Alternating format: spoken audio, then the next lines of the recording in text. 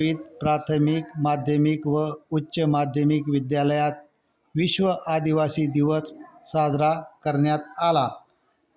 या निमित्ताने आदिवासी संस्कृतीचा सन्मान करूया, हक्काचे संरक्षण करूया आणि सर्वांगीण विकास साधूया। आज जागतिक आदिवासी दिन दरवर्षी 9 ऑगस्ट रोजी साजरा केला जातो। आदिवासी समाजाच्या हक्काचे संरक्षण, संस्कृती, परंपरा, भाषा आणि जीवनपद्धतीचे संरक्षण करण्यासाठी या दिवसाचे महत्त्व आहे।